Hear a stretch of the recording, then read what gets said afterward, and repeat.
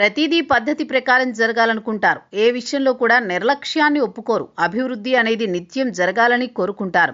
విపత్తులు ఎదురైనప్పుడు కంటి మీద కునుకు కూడా వెయ్యరు.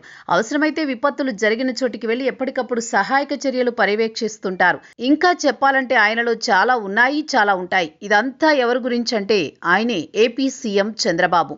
తెలుగు ప్రజలకు ఐటీ అనే పదాన్ని పరిచయం చేసి ఈరోజు బెంగళూరు తర్వాత హైదరాబాద్ ఉండేలా చేశారు. ఈ విషయంలో చాలా మందికి అపోహలు ఉండొచ్చు, అనుమానాలు కూడా ఉండొచ్చు. అన్నింటికంటే ముఖ్యంగా ఆగ్రహం కూడా కలుగుతూ ఉండొచ్చు. కానీ జరిగిన వాస్తవం, జరుగుతున్న యథార్థం మాత్రం అదే.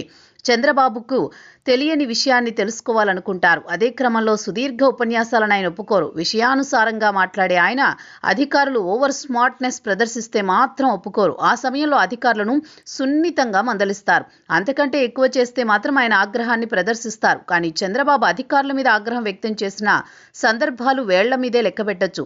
కానీ ఇటీవల ఆంధ్రప్రదేశ్లో జరిగిన ఓ సంఘటన పరిశీలిస్తే చంద్రబాబుకు కోపం తారాస్థాయిలో వచ్చింది. దీంతో ఆయన సదరు అధికారికి స్వీట్ వార్నింగ్ ఇచ్చారు. ఆంధ్రప్రదేశ్లో ఓ కార్యక్రమం జరిగింది. ఆ కార్యక్రమానికి ముఖ్యమంత్రి హాజరయ్యారు. అక్కడ ఓ ఎగ్జిబిషన్ ఏర్పాటు చేశారు. దాని గురించి ఓ అధికారి ఉపన్యాసంలాగా వివరిస్తుండగా చంద్రబాబు వెంటనే స్పందించారు. నేను అడిగింది చెప్పండి చాలు, నాకు ఉపన్యాసం ఇవ్వొద్దు, ప్రజలకు అర్థమయ్యేలా చెప్పండి. ఇదంతా నేను చాలా సంవత్సరాలుగా చూస్తున్నదే, నేను చేస్తున్నదే అని చంద్రబాబు పేర్కొన్నారు. ఈ వీడియో వైసీపీ అనుకూల సోషల్ మీడియా గ్రూపులు నెగిటివ్ గా సర్క్యులేట్ చేస్తున్నాయి. ఇటీవల కాలంలో చంద్రబాబు ఏం చేసినా సరే భూతద్దంలో పెట్టి చూపడం వైసీపీ సోషల్ మీడియాకు అలవాటుగా మారిపోయింది.